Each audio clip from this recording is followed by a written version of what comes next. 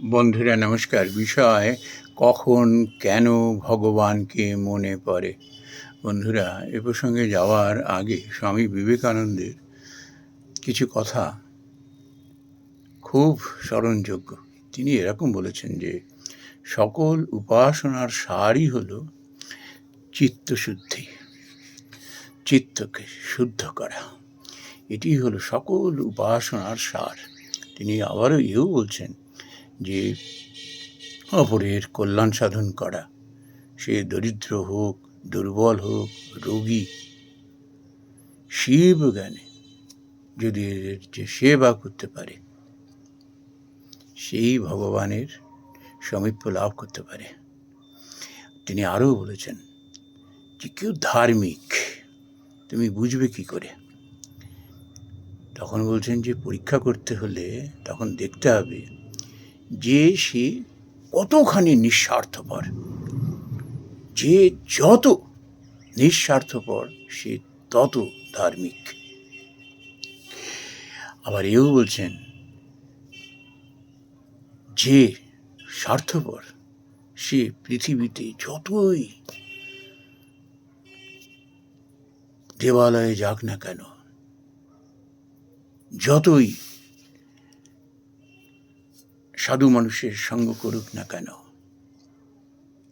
সে যদি চিতাবাঘের মতো সেজে বসে থাকে সে ভগবান থেকে অনেক দূরে।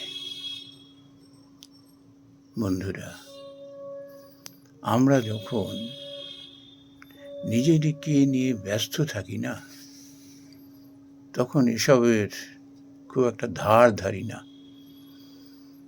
এই উজ্জ কথায় কোনো আমল দিই না। যখন আমরা বিধর্মী হয়ে যাই, অত্যাচারী হই, আমাদের যখন বুদ্ধি বিপরীতগামী হয়ে যায়, যেটা করা উচিত সেটা করি না, যেটা করা উচিত নয় সেটাই করি, ঠিক এরকম যখন পরিস্থিতি হয়, অহংকারে মদমত্ত হয়ে আমরা এই রকম আচরণ করতে থাকি। কিছু মানুষ ভয় ভীত হয়ে মুখে মুখ লাগায় না, তাতে আমরা কি হই, আরও আমাদের স্পর্ধায় বাতাস লেগে যায়, আমরা আরও অত্যাচারী হয়ে যাই, আমরা আরও বেশি অধার্মিক হয়ে যাই। মানুষের কল্যাণ সাধন তো দূরের কথা, মুখের গ্রাস কেড়ে খাই, তাকে অত্যাচার করে পীড়ন করে আনন্দ পাই, ভোগ বিলাসে মেতে উঠি। ভগবান তখন উপর থেকে এগুলো দেখতে থাকেন, তারই কর্মফল তখন রেকারিং হারে জমতে থাকে। তারপর একটা সময় সব ফিরিয়ে দেন তিনি। আমরা বহু মানুষ ভগবান ভগবান করি, আসলে ভগবানকে ঢাল হিসাবে ব্যবহার করি, ধর্মকে ঢাল হিসাবে ব্যবহার করি। তার ফলে হয় কি, আমরা ভগবানকে উপলব্ধি করতে পারি না। এই রকম অসদাচারে লিপ্ত হই। একটা সময় যখন ভগবানের মার নেমে আসে, তখন সব শূন্য হয়ে যায়, একলা হয়ে যায়।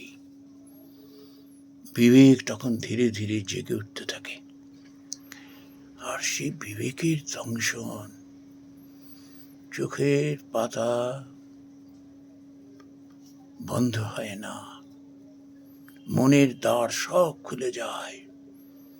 সেই দংশন জ্বালা যারা সহ্য করেন তারা বোঝেন। মৃত্যু চাইলেও মৃত্যু হয় না। কি সাংঘাতিক পরিস্থিতি, কর্মফল। তখন সে বুঝতে পারে, বিবেক জাগ্রত হয়ে ওঠে না, চৈতন্য শক্তি জেগে ওঠে। তখন সে প্রায়শ্চিত্ত করতে থাকে।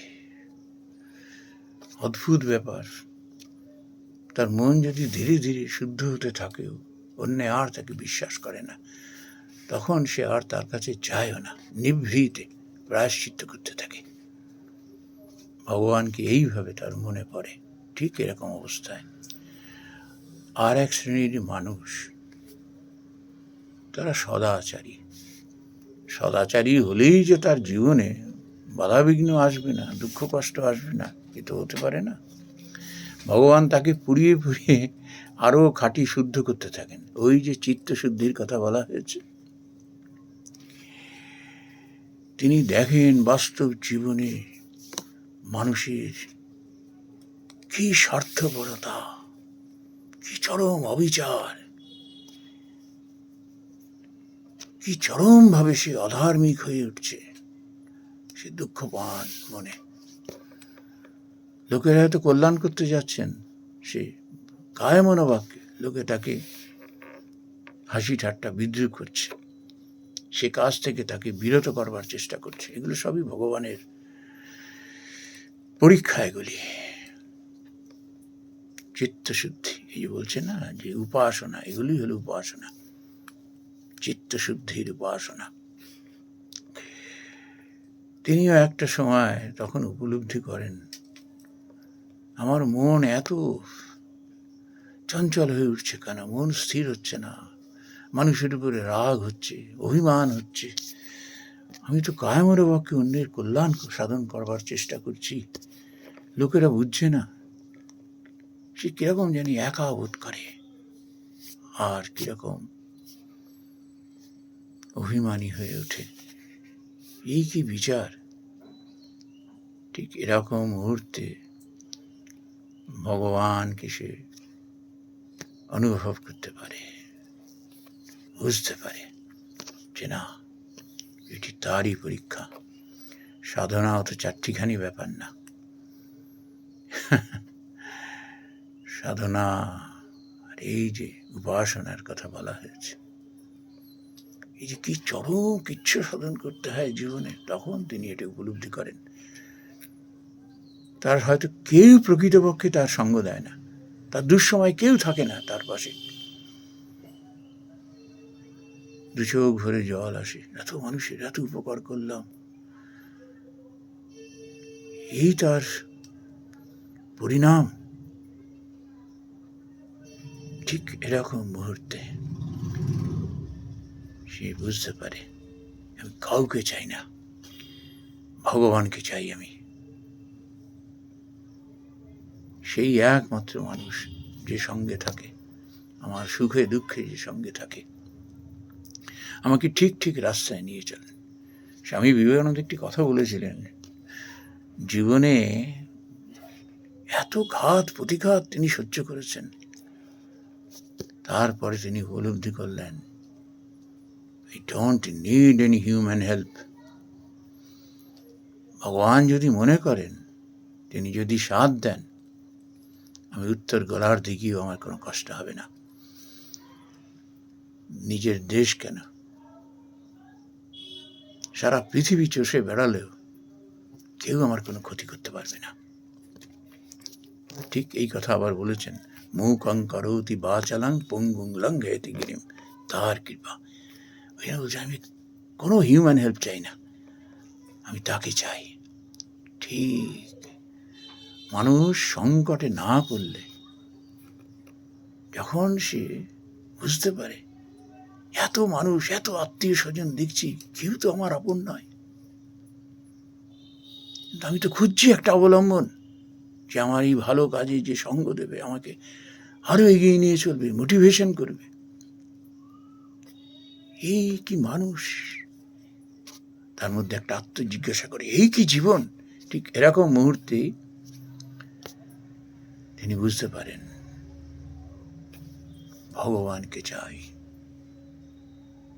এই মুহূর্তে, যাতে আমি আমার আদর্শ থেকে, ন্যায়ের পথ থেকে, ধর্মের পথ থেকে যেন আমি এক মুহূর্তের জন্য বিচ্যুত না হই।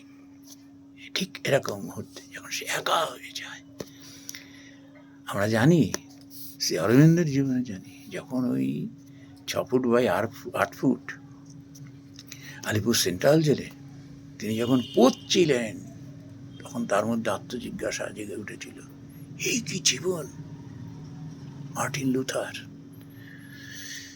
তার পরম মিত্র, একই সঙ্গে মাঠ দিয়ে যাচ্ছেন, বাজ পড়ে সে মারা গেল, চোখে নিমেষে আত্মজিজ্ঞাসা জেগে উঠল, এই কি জীবন?